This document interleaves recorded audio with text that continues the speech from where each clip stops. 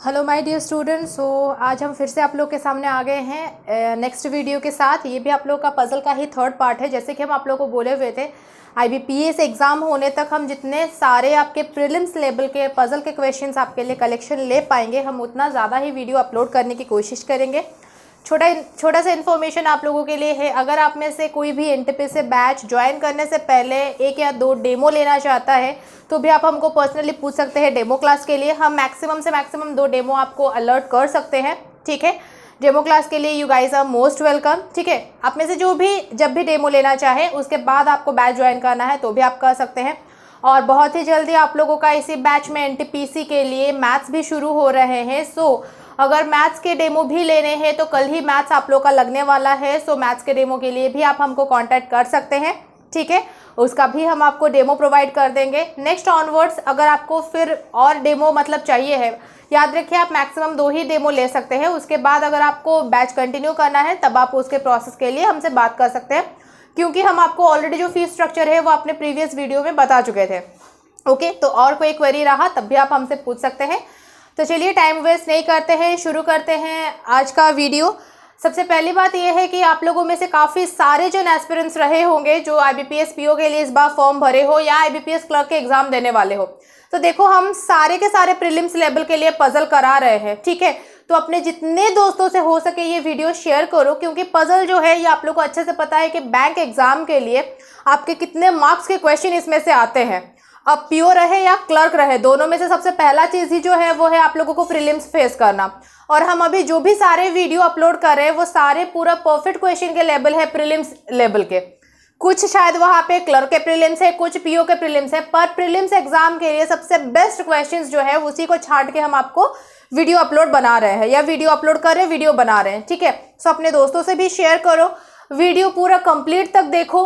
आपको अप्रोच अगर लग रहा है कि नहीं आपके मेथड से इजी है, उसको अडॉप्ट करने की कोशिश करो और उस मेथड में अपने क्वेश्चंस को सॉल्व करने की कोशिश करो, ठीक है। अगर ऑलरेडी आपके मेथड हमारे बताए हुए मेथड से इजी है या आपको उसमें से कम टाइम मतलब लग रहा है तो बहुत ही अच्छी बात है, ठीक है, समझ आया। आप जब 3 क्वेश्चन 4 क्वेश्चन एक पर्टिकुलर मेथड में बनाने लगोगे तो उसके बाद फिर 5वें क्वेश्चन में आपके दिमाग में कुछ नया ही तरीका आ जाएगा जो आपको कम टाइम कंजप्शन जरूर करवाएगा, ठीक है, समझ आया। तो practice more and more questions, ठीक है। सबसे पहला चीज और सबसे इंपॉर्टेंट चीज है practice, okay. Conceptual knowledge, conceptual depth आपका होना चाहिए अच्छे से, ताकि उस पर्टिकुलर टॉपिक से किस किस स्टाइल के क्वेश्चंस, किस किस पैटर्न के क्वेश्चंस आते हैं वो आपको अच्छे से पता रहे। और दूसरा चीज, हर पैटर्न के क्वेश्चन आप जैसे सॉल्व कर पाओ ये दिमाग में रहना चाहिए। तीसरा इंपॉर्टेंट चीज, इतना एम्पल अमाउंट ऑफ क्वेश्चन आप प्रैक्टिस ऑलरेडी कर लो कि एग्जाम हॉल में जो हाथ है वो एकदम पूरा आप लोगों का जैसे वायरस नहीं था 3 इडियट्स वाला, वैसे दोनों हाथ चलने लगे, ओके।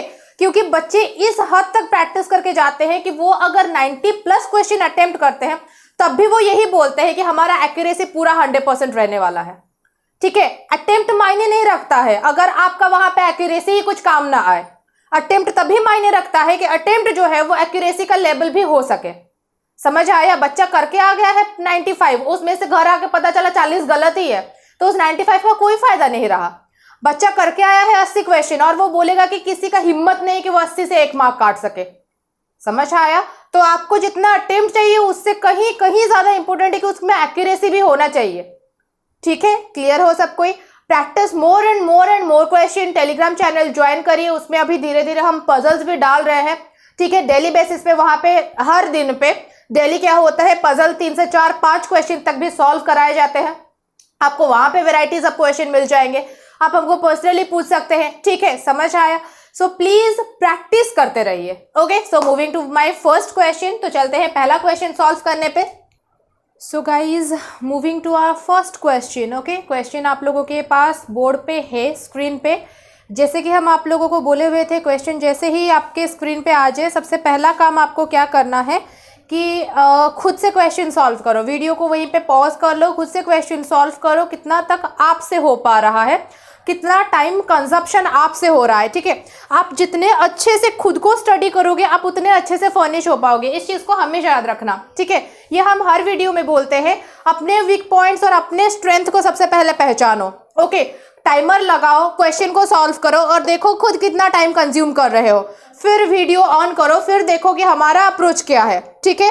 उस अप्रोच में 1-2 क्वेश्चन करो, फिर देखो कि टाइम कंजप्शन कितना हो रहा है। टैली करते जाओ, टैली करते जाओ। अगर आप बैंकिंग एग्जाम के एस्पिरेंट्स हो तो जाहिर सा बात है सिटिंग अरेंजमेंट और पजल को आप छोड़ नहीं सकते हो, ना प्रीलिम्स में छोड़ सकते हो ना मेंस में छोड़ सकते हो, तो इसको करना ही करना है।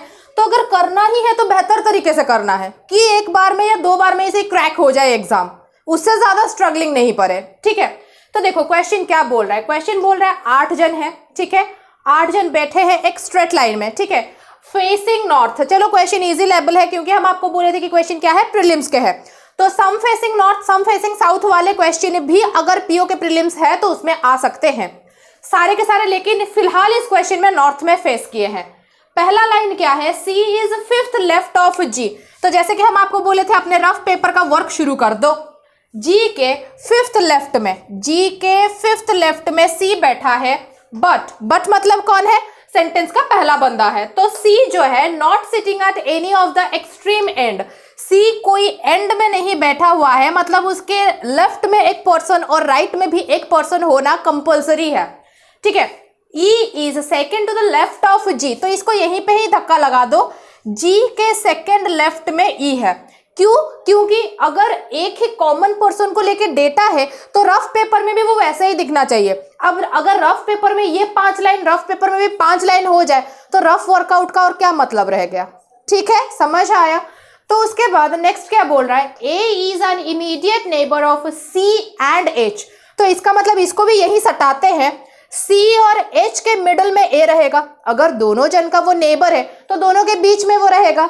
अब ये हो सकता है कि C उसके लेफ्ट में भी हो या C उसके राइट में भी हो। उसके बाद क्या बोला है, only 1 person is between BD। अब देखो BD इस चैनल में नहीं है तो नीचे लिखते हैं B, एक पर्सन के गैप में D, मतलब दोनों में से कोई भी लेफ्ट कोई भी राइट हो सकता है। At least 5 person are between DF, मतलब D और F जो है, ये D और ये रहा F, ठीक है। ये एरो लगाए हैं, मतलब ये एरो का मतलब है कि गैप, ठीक है। यहाँ पे इस एरो का मतलब हमारे लिए क्या है, गैप, ठीक है। आप अगर सीधा एक लाइन खींच दो तो भी कोई दिक्कत नहीं है। तो क्या बोला है, at least 5 person are between D and F। तो D और F के बीच में कम से कम 5 जन रहने चाहिए, कम से कम 5, ठीक है। एटलीस्ट 5 का मतलब यहाँ पे 5 खुद इंक्लूडेड है। D और F के बीच में 5 जन रहे तो भी दिक्कत नहीं है। तो इसका मतलब D और F के बीच का गैप जो है वो ग्रेटर देन इक्वल्स टू 5 होना चाहिए, मतलब इक्वल्स टू 5 हो तो भी दिक्कत नहीं है और 5 से ज्यादा हो तो भी दिक्कत नहीं है, पर उससे कम नहीं होने चाहिए। बोलेगा more than 5 person are between DF, more than 5 person मतलब काउंटिंग वहां 6 से शुरू होगी। मोर देन 5 पर्सन का मतलब काउंटिंग 6 से शुरू होगी। एटलीस्ट 5 पर्सन का मतलब काउंटिंग वहां 5 से शुरू होनी है, ठीक है।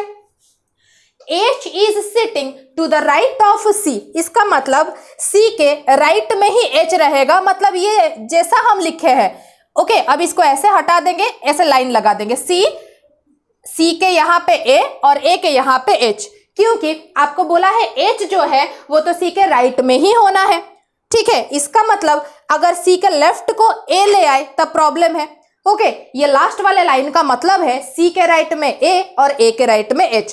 देखो ये जो भी है, ये क्वेश्चन जितना भी तुमको दिख रहा था, रफ वर्क उसका कितना छोटा सा है, ठीक है। रफ वर्क कितना छोटा सा है क्वेश्चन देख के। अब देखो बोर्ड थोड़ा सा ब्रॉड है, अब जब कंप्यूटर स्क्रीन हो जाएगा वो हाफ हो जाएगा, तो चलो क्वेश्चन थोड़ा सा इतना लंबा हो गया, पर तुम्हारे रफ पेपर में तो रफ वर्क इतना ही रहेगा ना, ठीक है। रफ वर्क कितने स्मार्टली आप करते हो ये हमेशा डिपेंड करता है, ठीक है। तो अब रफ वर्क खत्म हो गया, अब हम क्या करेंगे, क्वेश्चन को इरेज करेंगे, फिर उसका सोल्यूशन बनाना शुरू करेंगे, ओके। सो सॉल्व करना शुरू करते हैं। तो देखो यहाँ पे सबसे पहला चीज है, किसी भी पर्सन का पोजीशन तो फिक्स नहीं है, ठीक है, पर अगर ध्यान से देखो तो ये ऊपर वाला लाइन बड़ा लंबा है, मतलब ऊपर वाला लाइन में डेटा ज्यादा है, डेटा ज्यादा है मतलब उसी से एग्जीक्यूशन आप क्या करोगे, सबसे पहले शुरू करोगे, ठीक है। सो देखो आपको बोला है G के 5th लेफ्ट में C है, ओके। दिमाग में रखो फ्रेमिंग मैक्सिमम 8 जन का होना चाहिए, ठीक है। फ्रेमिंग जो है वो मैक्सिमम 8 जन, मिनिमम 8 जन, क्योंकि क्वेश्चन में था कि 8 लोग हैं, ओके। तो रैंडम किसी एक पोजीशन से शुरू करोगे क्योंकि किसी का भी पोजीशन यहाँ फिक्स नहीं है। तो क्या बोला है, G के 5th लेफ्ट में C है। चलो मान के चलो G कोई भी एक जगह में बैठा हुआ है, जो भी है 8 जगह में से कोई एक तो होगा ना, उसके 5th लेफ्ट में सी। इसका मतलब लेफ्ट में फर्स्ट सेकेंड, सॉरी इसको थोड़ा सा आगे बना लेते हैं ताकि स्पेस थोड़ा होगा, ठीक है। सपोज जी यहां बैठा है तो उसके 5th मतलब first second third fourth 5th left में कौन है, सी है, हो गया। फिर जी के सेकेंड लेफ्ट में ई है, उसके सेकेंड लेफ्ट में कौन हो गया, ई हो गया। हम आपको क्या बोले थे, सी अगर एंड में नहीं बैठ रहा है तो उसके राइट में भी एक जन और लेफ्ट में भी एक जन होना क्या है, कंपलसरी है, ठीक है। 1 2 3 4 5 6 7 लोगों का फ्रेम हो गया। कितना जन चाहिए, और एक लोग, वो एक लोग या तो इसके राइट में होंगे या तो इसके राइट में होंगे, बीच में कहीं नहीं घुसेंगे, ठीक है। उसके बाद क्या बोला हुआ है, हम आपको बोले हैं सी के राइट में ए के राइट में एच दिखना है, सी के राइट में ए और ए के राइट में एच दिखना है। ऊपर वाला लाइन पूरी तरह से कंप्लीट हो गया है। उसके बाद आपको बोला हुआ है बी डी के बीच में एक जन का गैप होना चाहिए। ये 7 लोगों के फ्रेमिंग में देखो, आपको कहीं पे भी एक इंसान का गैप दिख रहा है, एक इंसान का गैप। अब दिमाग लगाओ, मैम क्या बोली थी, मैम बोली थी 8वां इंसान इधर हो सकता है या तो 8वां इंसान इधर हो सकता है। चलो इधर हटा के पहले इधर चेक करते हैं, ठीक है, कॉमन सेंस लगाते हैं। इधर अगर लगा देंगे 8वां इंसान, बी डी के बीच में एक गैप कभी मिलेगा, बी डी के बीच में कभी भी एक गैप मिलेगा। यहाँ पे तो गैप नहीं है और इस बंदे से तो 4 बंदे के पार यहाँ है, ठीक है। मतलब यहाँ 8वां पर्सन को बिठाने से ये लाइन तो एग्जीक्यूट होने से रहा, ओके।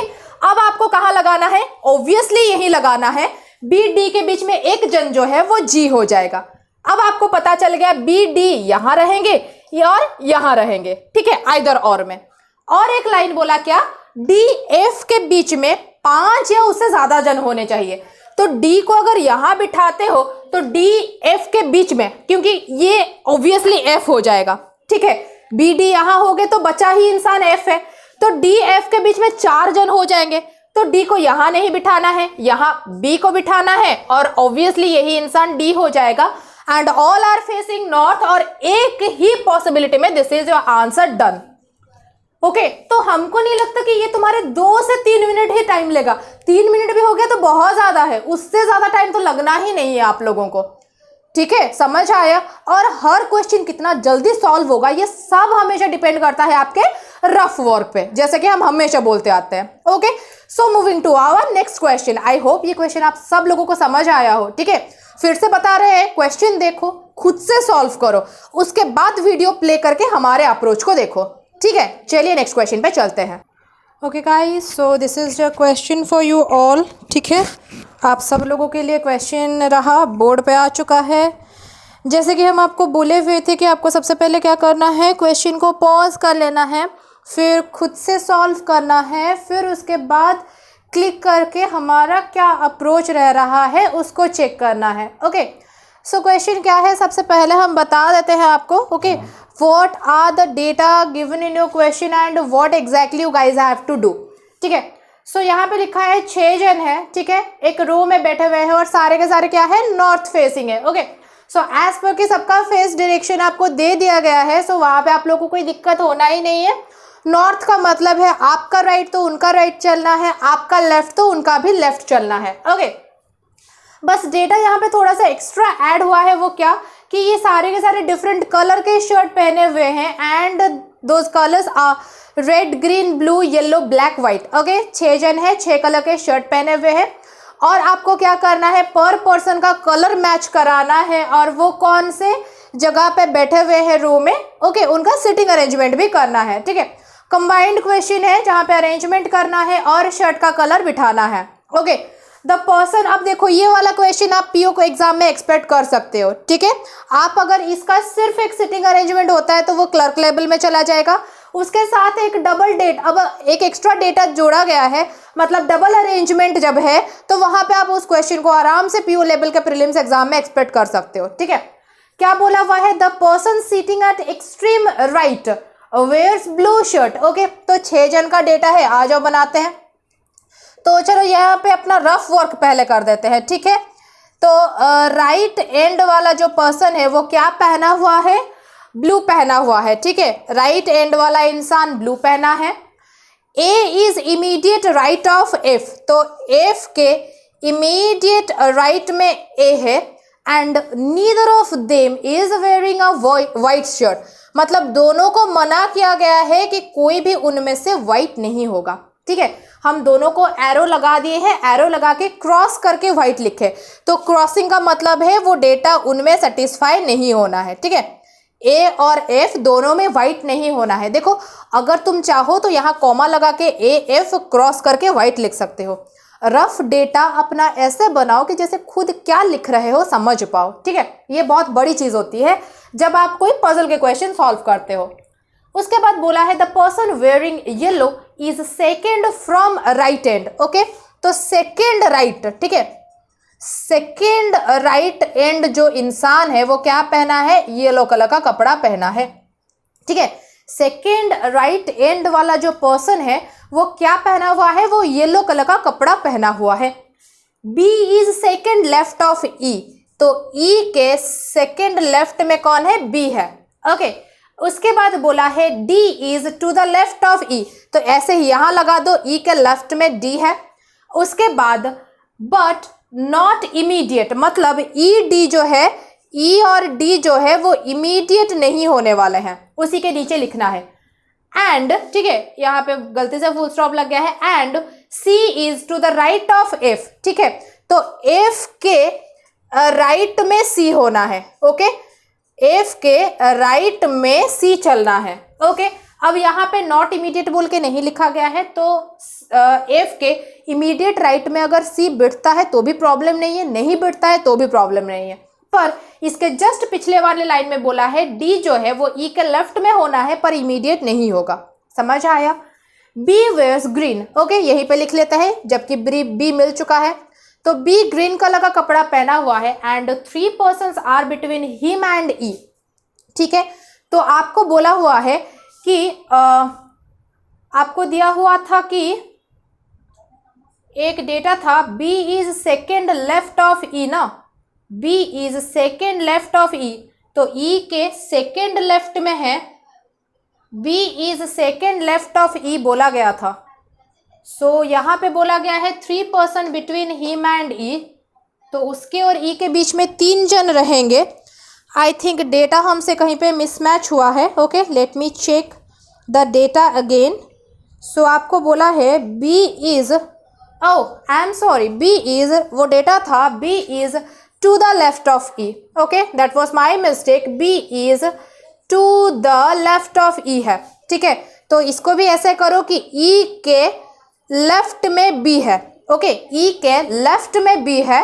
ओके, एंड आपको यहाँ बोला गया है, माई मिस्टेक, आप क्वेश्चन एक बार रेक्टिफाई कर लेना। 3 people are between him and E, इसका मतलब ई बी के बीच में क्या है, 3 लोगों का गैप है। Okay, E is not wearing blue. Okay, तो इसी के ही यहाँ पे लिख लो, ई को क्रॉस लगा लो, वो ब्लू नहीं होगा। ठीक है, उसको ब्लू नहीं करना है।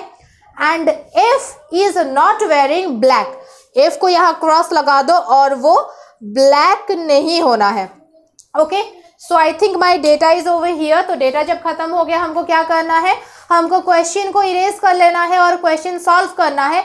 और एग्जाम में क्या करना है, एक बार डेटा कंप्लीटली रफ पेज में हो गया हो तो उसके बाद हमको बिल्कुल भी बोर्ड पे दोबारा, मतलब कंप्यूटर स्क्रीन पे दोबारा नहीं देखना है, बस अपने रफ पेपर में डेटा देखना है, अपने रफ पेपर में सॉल्व कर लेना है। ठीक है, समझ आया।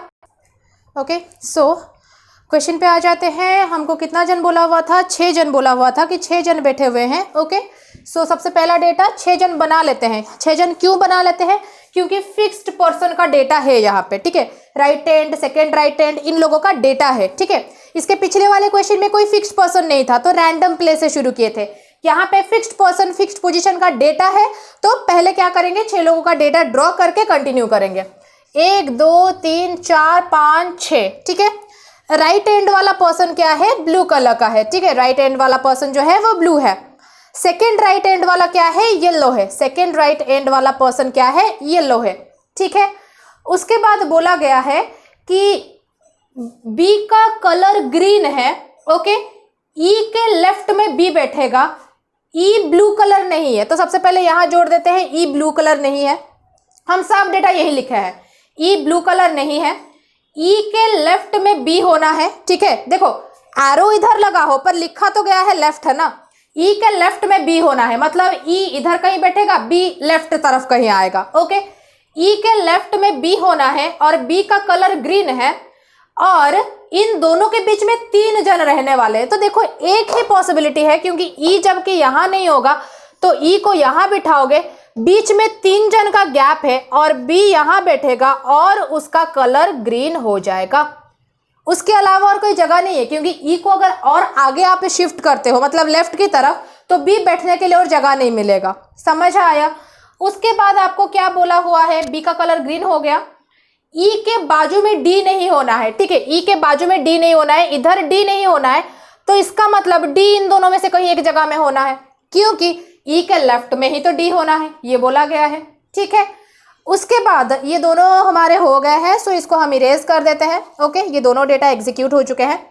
फिर बोला है एफ के इमीडिएट राइट में ए होना है। ओके, एफ के इमीडिएट राइट में ए होना है। एफ जो है ना वो ब्लैक है ना वो वाइट है, ठीक है, एफ जो है ना वो ब्लैक है ना वो वाइट है। एफ के इमीडिएट राइट में ए होना है और एफ के राइट में सी होना है। ठीक है, एफ के इमीडिएट राइट में ए होना है और एफ के राइट में सी होना है। तो इसका मतलब यहां से तुमको इतना लग रहा है एफ के राइट में 2 जन तो होने ही होने हैं, तो 2 जन को छोड़ोगे तो एफ तुम्हारा अगर यही बैठता है, ठीक है, एफ अगर तुम्हारा यही बैठता है तो उसके इमीडिएट राइट में ए यहां हो गया। ओके, और सी तुम्हारा यहां पे आ गया। क्लियर हो। ओके, और तुम्हारा बकायदा बच गया क्या, डी के लिए जगह। ओके, बकायदा डी के लिए जगह यहां बच गया। सो आपको उसके बाद क्या बोला हुआ है कि एफ और ए ये दोनों ब्लैक व्हाइट नहीं होने वाले हैं। ठीक है, एफ और ए ये दोनों के दोनों, सॉरी, एफ जो है वो ब्लैक व्हाइट नहीं होने वाला है। अगर एफ ब्लैक व्हाइट नहीं होगा मतलब डी ए जो बच गए हैं ये दोनों ब्लैक या फिर व्हाइट जाएंगे। ठीक है, ये दोनों क्या हो जाएंगे, ब्लैक और व्हाइट जाएंगे। बट आपको पता है कि ए व्हाइट नहीं होगा। ए अगर व्हाइट नहीं होना है तो अल्टीमेटली ए क्या होना है, ए ब्लैक होना है और डी को क्या होना है, व्हाइट होना है। सो अब सारे कलर जब चढ़ गए हैं उसके बाद आप क्वेश्चन में देख लो एक ही कलर और बचा होगा। ठीक है, जो कलर आपका क्वेश्चन में बचा होगा, जैसे हम आपको पहले में क्वेश्चन ऑलरेडी ड्रॉ कराए थे, जो कलर बच गया होगा उसको वहां पे पुट करना है। कलर्स थे आपके red, green, blue, yellow, black, white. Bingo, हमको मिल गया छूटा हुआ कलर जो था वो आप लोगों का क्या था, रेड कलर था। ठीक है, सो अब देखो सारा डेटा मैच भी हो गया। ओके, डेटा एक बार देख लेते हैं। एक्सट्रीम राइट वाला यहाँ पे लिखे थे, एक्सट्रीम राइट वाला ब्लू होना था, सेकेंड राइट वाला येलो होना था एक्सक्यूज मी, एफ के इमीडिएट राइट वाला ए होना था और एफ के राइट में सी बिठना था। ओके, एफ जो है वो ब्लैक व्हाइट कुछ भी कलर नहीं होगा, ए जो है वो व्हाइट कलर नहीं होगा, ई के लेफ्ट में बी बैठना है, ई के लेफ्ट में बी बैठना है, बी को ग्रीन होना है, ई बी के अंतर जो है वो 3 जन का होना है, ई का कलर ब्लू कलर नहीं होना है। उसके बाद ई डी बाजू में नहीं बैठने हैं, ई डी आसपास में नहीं बैठने हैं, ई के लेफ्ट में डी होना है, ई के लेफ्ट में डी होना है। ठीक है, हम आपको डेटा भी क्रॉस चेक करवा दिए तो सारा डेटा क्या हुआ, मैच हो गया क्वेश्चन के साथ। ठीक है, आई थिंक आपको आज के सेशन में भी कुछ सीखने को मिला हो, कुछ इस तरह के क्वेश्चन आपको अब बनाने में थोड़ी आसानी होगी।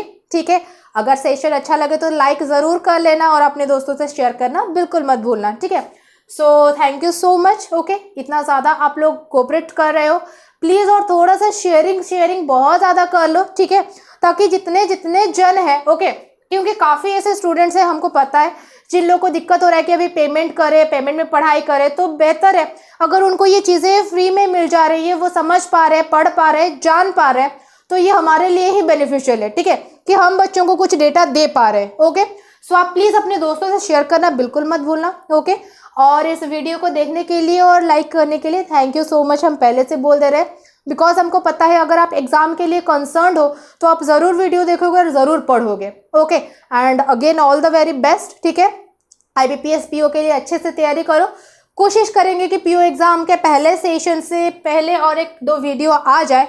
अगर नहीं हो पाया तो पहले से बोल के रखते हैं all the very best, give your best. ठीक है, एग्जाम हॉल से निकलने के बाद खुद को ऐसा ना लगे कि हम और थोड़ा बेहतर कर सकते थे। ठीक है, अपना पूरा सबसे बेहतर से बेहतर लेवल देके आना है और प्रैक्टिस भरपूर लगा देना है। ठीक है, चलिए बाय बाय।